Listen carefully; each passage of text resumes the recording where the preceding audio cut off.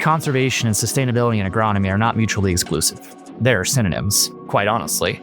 So this FARMSMART report that we put out for folks that participate in our programs is an additional lens to look through, not a different lens to look through. Welcome to the FARMSMART Podcast, presented by Nutrien Ag Solutions, where every month we're talking to sustainable agriculture experts from throughout the industry. As the leading source of insight for growers on evolving their sustainability practices while staying grounded in agronomic proof, FARMSMART is where sustainability meets opportunity. We don't just talk change, we're out in the field helping you identify products, practices, and technologies that bring the future to your fields faster. I'm Dusty Weiss. And I'm Dr. Sally Fliss, Director of Sustainable Ag Programs, and today we're joined by Eric Moon, Senior Sustainability Project Manager at Nutrien Ag Solutions. Eric, thanks for joining us today. It's a lot of fun to be here. It's that time of year, Eric, when most of our growers that we work with through the year in our programs are spending a lot less time working in the fields and a lot more time planning for next year, reviewing the data, finishing up data collection. And one of the things that we haven't spent as much time as we should have talking about is what are the benefits beyond the incentive payments that our growers see for participating in our sustainability programs. So one of the things that's heading out to everybody in their email inboxes soon is their sustainability report. So Eric, what can folks expect to find when they take a look and open this report up either through Agrible or through the email that they're going to receive? Yeah, I'm glad we're talking about this. It's probably one of the most valuable things that a grower gets outside that payment for participating in the programs that we have. So as that program year wraps up and that whole story of what it takes to produce a crop is put together and completed, what we do is put some metrics to it and allow growers to compare and contrast performance of fields with various metrics. It's kind of like a digital coffee shop when you think about it. I mean, when I was growing up, my folks didn't farm, but aunts and uncles and other family members did. And eventually we'd show up at the coffee shop and there's all these old guys sitting around talking about this field did that and this field did that. And inevitably you kind of get a feel for how you did relative to everybody else. This is kind of a digital way to do that. Our grower focused sustainability reports look at various metrics. Obviously productivity or yield is at the top of the list because that's core to our growers' livelihood. But we look at nitrogen use, but we also, more importantly, look at nitrogen use efficiency. So kind of that crop per drop mentality. There's a couple metrics in there on water. There's a couple metrics in there on soil. And then there's some that look at more of an environmental metric through energy use and emissions per field. So it's an extra lens that a grower can look through and get some insights into how they performed in a given crop in a given year. In 2025, early 2025, which 2025 has been a long year for us in the sustainable ag space for all kinds of fun reasons, internal, external, US-based, global-based. So it feels like we did the update to our sustainability reports in 2024, but we actually did that early 2025. Those report formats hadn't been updated in probably 7 to 10 years. So what are some of the things as we work through that we tried to do in order to make them even more valuable to the readers as they receive these reports? Yeah. So first and foremost, we made them easier to read, which seems elementary, if you will, but they were a little dense. So let's just call a spade a spade. The reports that we'd had since I think the Agrible platform that generates these reports was put out there. You're right. It's been like that for quite a while. So we put a lot of thought into how can we make this easier to digest? Because it's still a lot of information. It's a lot of valuable information. We wanted to make it present in a way that it was more visual and less of a peer-reviewed study looking thing. So that was first and foremost. And then we put more emphasis on stuff that a grower can influence. Some of the metrics in the report are things a grower can't do anything about, quite honestly. Field characteristics, soil characteristics. You can't change the slope of your field. You can't change the soil type in your field. You can change how you manage that. So we put more emphasis on those. Specifically, productivity, how does you yield, right? We put some more thought into how we present nitrogen use and nitrogen use efficiency. And then we made it easier to understand how you stack up to your peers. that's always been a thing we've been able to do as growers participate in these programs. And like maybe take just one step back, because Sally mentioned you can get to this through the Agrible platform. It's not just a thing that gets emailed to you in a PDF report. As soon as you finish putting in the field story, sometimes a term we use, sometimes Sally used the term data, regardless, it's just what it took to grow that crop in that season. As soon as you're done, you click that big green commit button. Within 24 hours, you've got field analytics that you can see.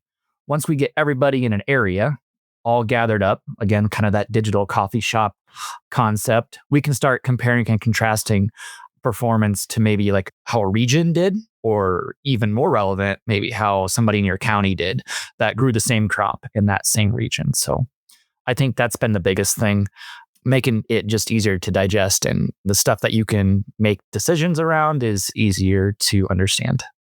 I want to drill down a little bit more on that sort of peeping over the property line and seeing how your neighbors are doing aspect of things, because certainly of all the growers that I know, I would label all of them as maybe a little bit competitive.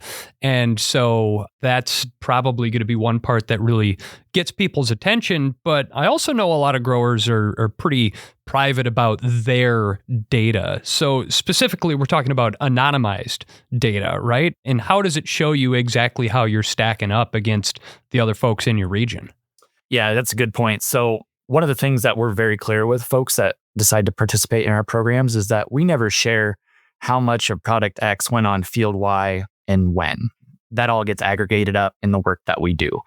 I like that, peeping over your neighbor's fence. You're actually not going to know which neighbor you're comparing yourself to, except for the fact that it's in a geographically relevant area. Some programs or projects are a little bit bigger in scale and might fall within a couple states, and some are within one county. And we've got the whole spectrum. But when you're looking at that peer group, all you know that it's a peer group that grew the same crop that you did in the same year that you did.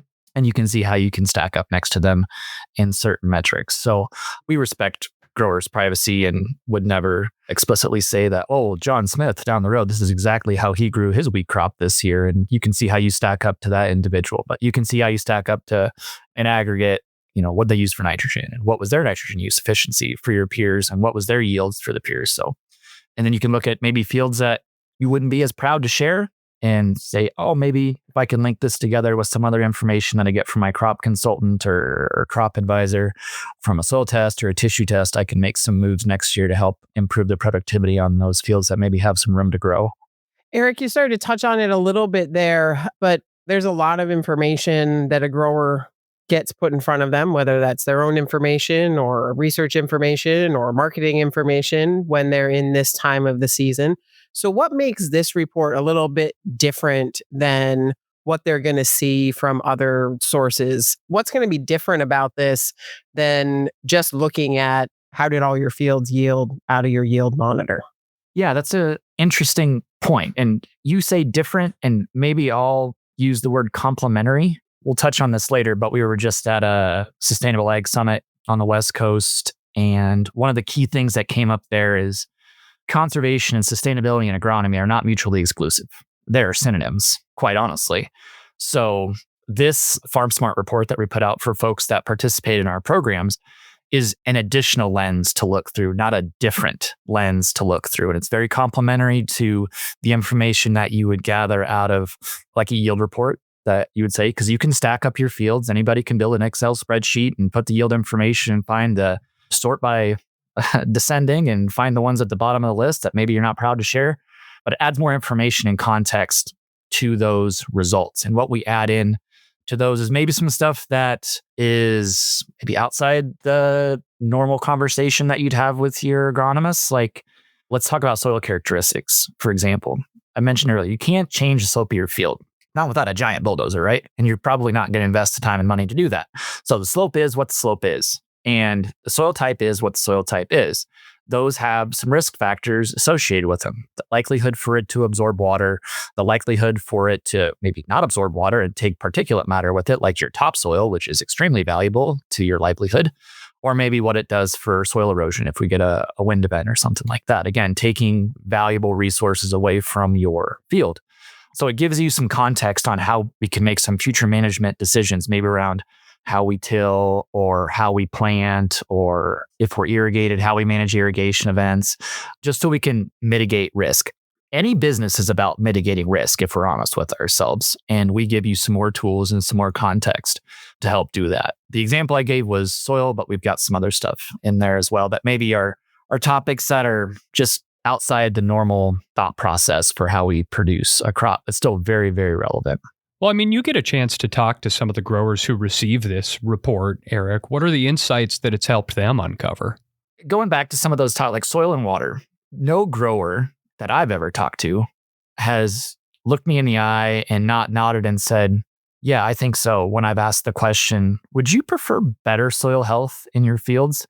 I know that kind of seems like a dumb, obvious question, but they're like, yeah, I want my fields to have better soil tilth. I want them to absorb water better. I want them to mineralize nutrients more efficiently to provide more nutrition to my crop. Those are duh answers. Would you rather be in better shape? Yeah, probably. So it's an easy thing, but it's a difficult idea to unpack sometimes because we don't have a starting point. How do you know if you've made any progress? And there's a lot of intangibles out there. I've spent my fair share of time in a tillage machine. And if you talk to any farmer, like tillage is a hoot. It's like the thing they probably look forward to the most because it's kind of brainless and fun. I mean, you're just ripping literally and figuratively across the field for those of us that choose to till in some way, shape, or form. But they'll talk about like how much power did it take to pull the disc or whatever implement that you're using. And that gives them kind of an intangible, actually in that example, it would be tangible because you can feel it, measure of tilth there, or like soil health and how easy it works if they choose to work the soil, or how easy it plants, how easy they cut through residue and stuff like that and put that seed in the soil to get that seed soil contact. What we do is try to give you a black and white number on a relative scale based on what you've shared with us. How does that stack up in a simple index? And it gives you a place to start that's very objective. Everything that I talked about before was subjective. You know what I mean? And having that objective measurement gives you a place to start and starts a conversation about what things can I implement on a field that I think will improve that soil condition score, or soil tilth score, or soil health score. They're all synonymous terms with one another. Same thing with water. I mean, there's a complicated topic right there that we do not have the time to unpack here today. But better utilization of water for those that irrigate, or for those that don't irrigate, still better utilization of water because we want it to go into the soil and be utilized by that crop. And then to be good neighbors, we want to understand the risk profile of where that water may end up and what it is or isn't taking with it. And to have some metrics that you can objectively look at and say, okay, this is where I'm at today. What can I do to help move this forward to improve that metric, which is ultimately going to lead to improved productivity over time? Eric, we've touched a lot on the agronomic environmental metrics that we get out of this report. I know you've had some experiences with growers where they've found other economic benefits to having this report as a part of their discussion with either landowners or other organizations that they're working with. What are some of those examples that you've experienced in the field when growers have had these reports to share? That's one that we probably don't spend enough time talking about. The example I share is the first few were anecdotal, but it's starting to become a trend. 50% of land, give or take, is leased or rented in the US. And I think that trend probably continues across borders in North America. And there's a lot of competition for leases. And when I was a lot younger, you probably knew the person that you were leasing that land from because it was the first quote unquote generation coming off the land. So you had a relationship there. More and more, as landowners don't live on the land that they rent, maybe their son or grandson or daughter or granddaughter of the original owner that was farming it, they don't know who the person on the lease offer is coming through. That's more common than it's ever been. And maybe they live in a Chicago or a San Francisco or a New York, or disconnected from the person that's asking to lease that land. And the number is important, I'm sure, for what that bid is on the land. But we've heard more and more that some of those folks that are 2 or 3 generations removed from that land care more and more about how it's going to be farmed, not just the money that gets traded for the opportunity to farm that. And the example I'll share was one in Southwest Kansas with a grower that we worked with for quite a while. In our sustainability programs, in our FARMSMART programming, they won some leases because they were able to share, like, here's my environmental footprint for how I intend to farm that land. This is what I've done across all my other acres. They weren't a super duper mega farmer. They were probably average size, but they were able to share that with a couple of the landowners, and they won bids for, it wasn't significantly more. They didn't outbid somebody. They just were able to share that they're going to be a better renter, right? A better leaser of the land because they're going to have more environmentally friendly impact, and they could prove it. It's really cool to hear, and certainly one of those intangibles that comes from a report like this, because, who's got time to sit down and put together a spreadsheet or a PowerPoint about your environmental practices? And if you've got that sitting in your inbox right now and you can just forward it to a potential land renter, that's a great value for growers. Probably a great reminder, too, to get in and dig that out of the inbox if you haven't yet.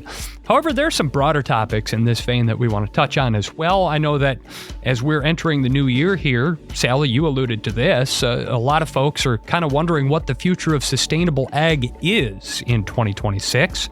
So we're going to get your takes on that and so much more coming up in a minute here on the FARMSMART Podcast.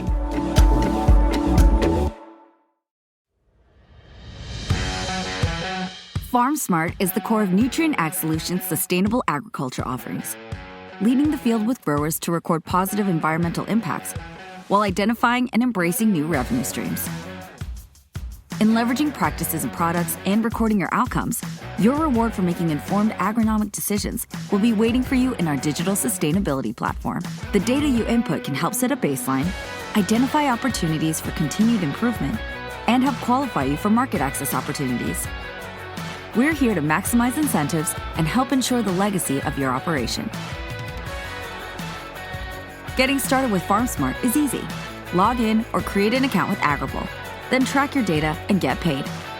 Getting started now means we can get to the future faster. FARMSMART, where sustainability meets opportunity. NutrienAgSolutions.com/FarmSmart.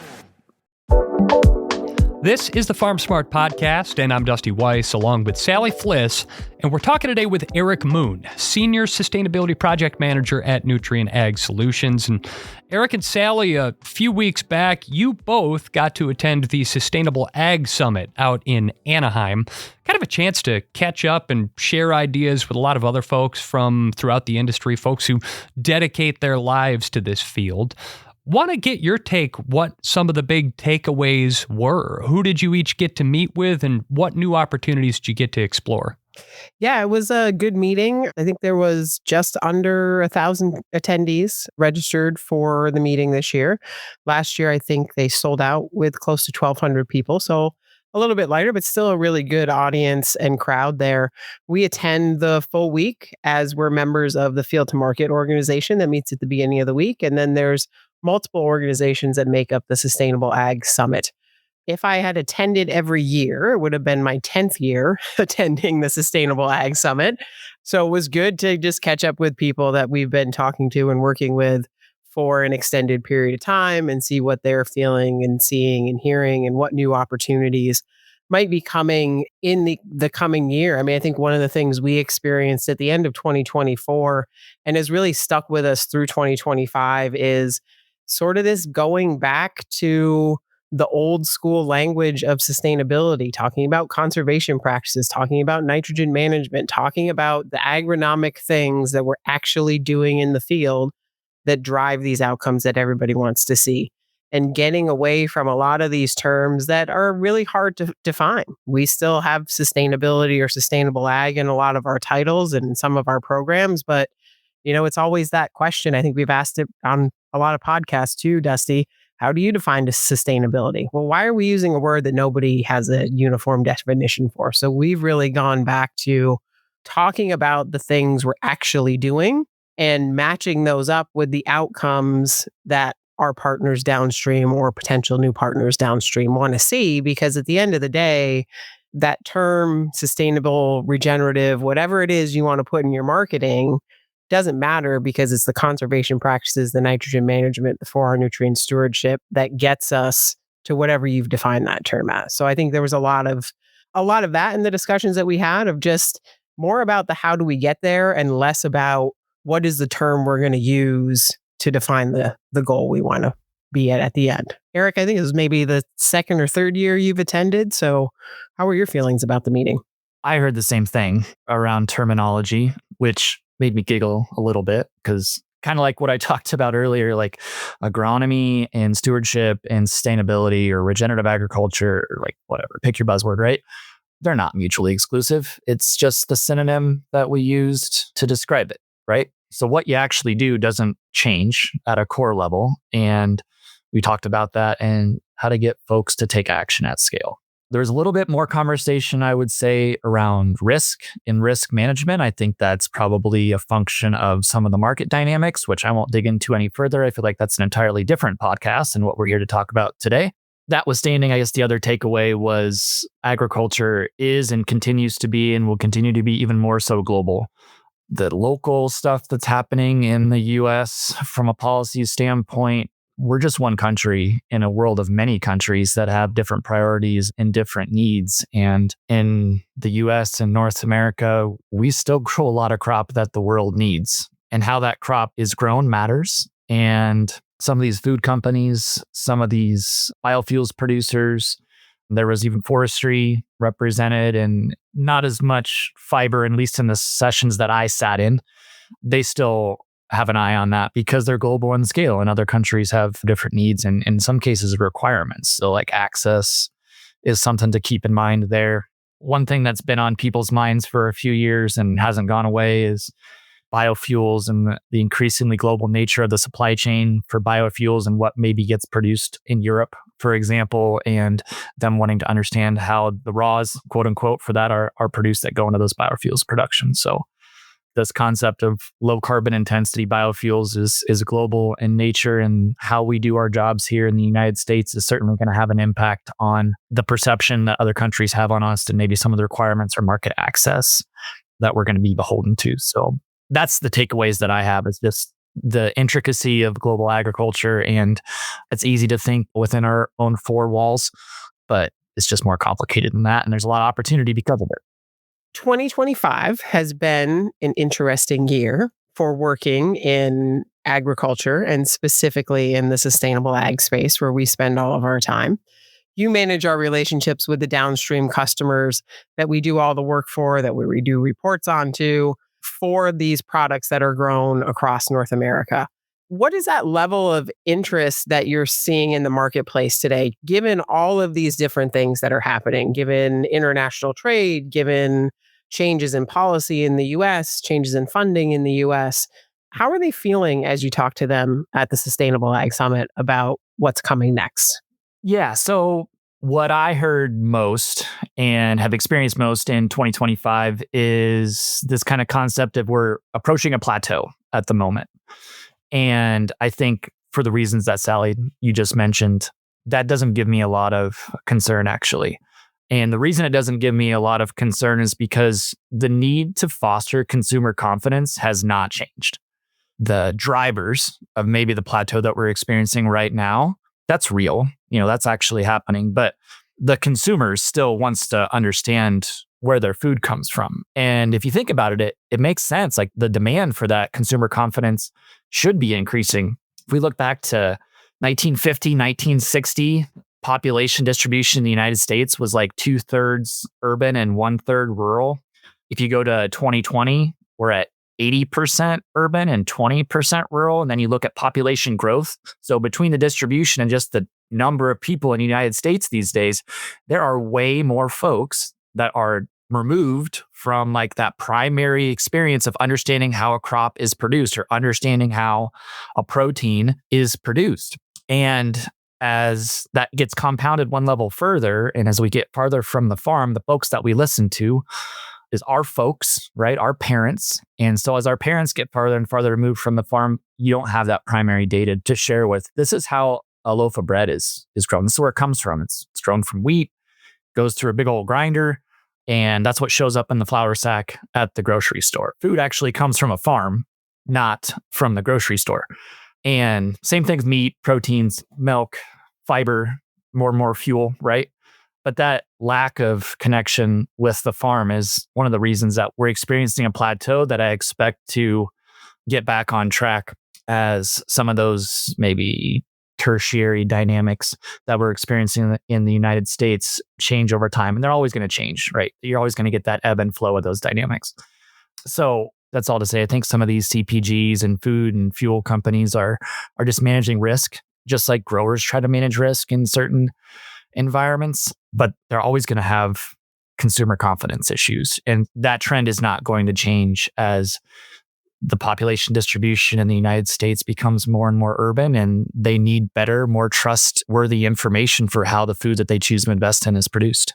So with the demand plateauing, as you said, Eric, but still there for Nutrien Ag Solutions Sustainable Ag Program, how can growers get involved with those sustainable ag programs for 2026 here? I mean, it's the time of year to start getting your ducks in a row for that kind of thing, but I understand that there'll be some changes in the enrollment process. A little bit, yeah. As that demand has plateaued a little bit, food companies that we worked with have been a little bit more selective about where they want to do work with us in 25 and 26. So that's kind of put us in a first come, first serve situation with our growers and making sure that we've got the right relationship with them where it's going to be a smooth experience for everyone. Just focusing on what we're good at and focusing on fostering the relationships that we have and providing access to those folks that we have good relationships with to those program opportunities for 25 and 26. We do keep a waiting list, if you will, as more opportunities come available and put some resources in place to make that a better experience. So what crops and geographies are going to be involved this year, and how do folks get involved, or who do they reach out to? How do they get enrolled if they're interested? Yeah, so if you're a producer of corn or soybeans or wheat in the United States, and the crop list is a little bit bigger in the prairie provinces in Canada, so think canola and barley, oats, a little bit of soybeans, a little bit of corn. Crop distribution in Canada is different than it is in the United States. First step would be to get in contact with the Nutrien Ag Solutions crop consultant, ask them about what opportunities are available to you in those regions. I mentioned the prairie provinces in Canada. Think the corn belts and the breadbasket of wheat production in the United States from Kansas up through the Dakotas is where the primary opportunities are there. There's a little bit of opportunity out east in kind of the colonial area of the United States, up through Sally's neck of the woods in New York State, and then in Pennsylvania as well. And then we've got some other spotted opportunities in Texas and Oklahoma. But the way to find out about those, like I said, is to talk to your Nutrien Ag Solutions crop consultants. And then they work with our regional team, which is 5 folks across North America that help steward those opportunities to the folks that they're going to have the best impact for. Well, it's good stuff. There's still great opportunities out there, and certainly folks don't want to miss out. So now's the time to pick up the phone or get on the email and get in touch with your crop consultant. But Eric Moon, Senior Sustainability Project Manager at Nutrien Ag Solutions, we appreciate your taking the time to talk us through all of this. Thank you for joining us on this episode of the FARMSMART Podcast. Thanks, Dusty. Thank you, Sally.